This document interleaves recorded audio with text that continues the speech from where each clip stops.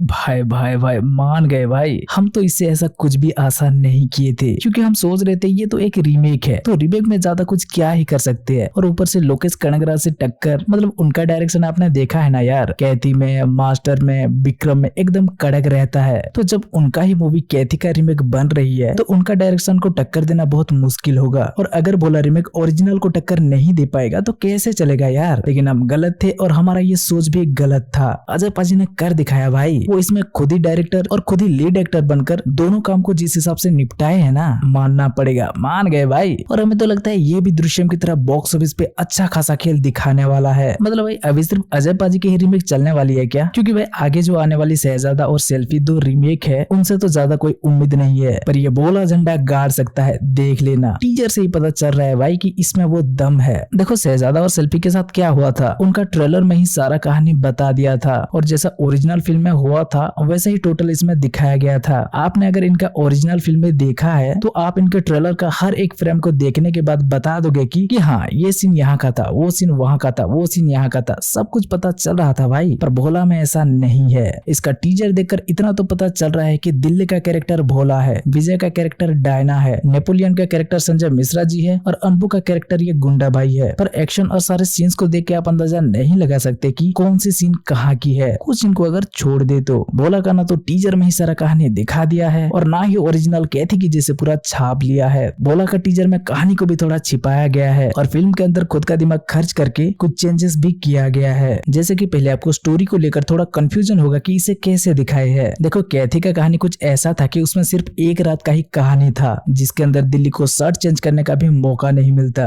पर इसमें भोला 2 शर्ट में नजर आ रहा है और अभी वो जेल का तो हम गिने भी नहीं है। खैर काला कपड़ा का तो पता चलता है, वो कॉस्ट्यूम में वो रात भर लोरी चलाएगा और गुंडों की बैंड बजाएगा जैसे कि कैथी में था। पर वो दूसरा कॉस्ट्यूम का क्या? हाँ पता है, कुछ भाई बोलेंगे कि भाई तू भूल गया क्या, इसमें वो जो अपनी पत्नी के लिए गुंडों का पिटाई करता है वो भी इसमें दिखाने वाले है, तो उसका सीन ये हुआ होगा। तो हाँ भाई हम नहीं भूले, हम भी वैसा ही सोच रहे थे। पर आपने अगर इस टीजर को ध्यान से देखा होगा तो इसी कॉस्ट्यूम में भोला शिव जी की वो मूर्ति के सामने लड़ रहा है, जहाँ वो बेहोश भी हो जाता है दिल्ली के जैसा। और यहाँ बोला अपनी बेटी के लिए लाने वाला पायल को भी दिखाया जा रहा है कैथी के जैसा। मतलब जैसे उसमें वो झुमका का सीन था, इसमें वो पायल का सीन है, समझ रहे हो? तो भाई ये पास्ट का सीन कैसे हो सकता है बताओ? और अगर अभी भी आपको डाउट हो तो इसी कॉस्ट्यूम में भोला वो मशीन गन चलाते हुए भी दिख जाता है, जो मशीन गन के दिल्ली कैथी में क्लाइमैक्स में चलाया था। तो फिर बताओ ये पास्ट का सीन है क्या? नहीं ना, पास्ट का सीन में शायद भोला ये कॉस्ट्यूम में नहीं दिखेगा, क्योंकि जब पास्ट का सीन दिखाया जाता है तब भोला अपनी बीवी के साथ काला कपड़ों में नजर आता है। काला कपड़ा मतलब ये लोरी चलाने जैसा नहीं, उसमें कंधे पर ये पट्टी नहीं है, मतलब वो अलग कॉस्ट्यूम है, ठीक है। और आपको पता है वो कब का सीन होने वाला है, वहीं से झगड़ा शुरू होगा, भोला गुंडों की कुटाई करेगा और उसी कपड़ों में ही भोला जेल जाएगा। तो फिर उसके बाद भोला को लड़ने का मौका कहाँ मिलेगा यार, जो भोला ऐसे कपड़ों में फाइट करते हुए दिखाई देगा बताओ? तो फिर ये कब का सीन होगा? थोड़ा कंफ्यूजन है ना, इसीलिए तो हम बोल रहे थे यार ये टीजर उनसे थोड़ा अलग है और बवाल है। ये टीजर अपनी कहानी के बारे में ज्यादा कुछ हमें नहीं बताती, पर फिर भी उस 2 कॉस्ट्यूम वाला बात को लेकर आप ज्यादा चिंता मत करो। आपका ये फिल्मी भाई है ना, देखो हमें लगता है ये सेट का कहानी कुछ ऐसा होगा कि ये लोग कई जगहों पर तो रुकने वाले हैं ना यार, तो हो सकता है कहीं भोला का सेट फट जाए या जल जाए, तो जहाँ ये रुकेंगे वहाँ भोला सेट बदल देगा और वहीं बीच में ये फाइट होगा जब भोला को बेहोश करके गुंडा लोग डायना को ले जा रहे होंगे और तभी भोला भाई जग जाएंगे। और अभी अगर आपका मन में कोई सवाल उठ रहा हो कि ये सीन यहाँ का नहीं होगा, तो भाई आप यहाँ देख सकते हो भोला फाइट करते टाइम शिव जी के सामने नंदी की मूर्ति दिख रही है, वही हमें डायना को ले जाते टाइम भी दिख जाता है। मतलब ये यही का सीन है। तो यहाँ भोला डायना को बचा लेगा जैसे कैथी में दिल्ली बचा लिया था, और आगे जाकर क्लाइमैक्स में भी भोला इसी सेट में दिखेगा। इसीलिए भोला का लॉरी की जर्नी स्टार्ट करते टाइम एक कॉस्ट्यूम दिख रहा है और उस जर्नी को एंड करते टाइम एक कॉस्ट्यूम दिख रहा है। क्या मस्त आइडिया लगाया है ना अजय पाजी ने। नॉर्मल फिल्म में भाई लोग तो इसे जरूर मिस कर देंगे भाई, और कंफ्यूज हो जाएंगे कि इस एक रात की कहानी में हमें 2 कॉस्ट्यूम कैसे दिख सकता है। खैर अगर आपने ध्यान दिया होगा तो अजय पाजी ने एक और बात को भी छिपाया है, डायना को कहीं भी भोला के लोरी में नहीं दिखाया है, जबकि कैथी देखने वाले फिल्मी भाई लोग सब जानते हैं कि डायना इस पूरा जर्नी में भोला के साथ दिखती रहेगी, पर फिर भी उन्होंने ये नहीं दिखाया। दिखाना भी नहीं चाहिए भाई, टीजर में ही पूरा कहानी दिखा दोगे तो फिर थिएटर में क्या दिखाओगे? पर सॉरी अजय पाजी, क्योंकि हमने एक जगह पर डायना आंटी को देख लिया। ये सीन पे आप देख रहे हो, वही बेस में डायना आंटी बैठी हुई है। साले चील की निगाह मेरी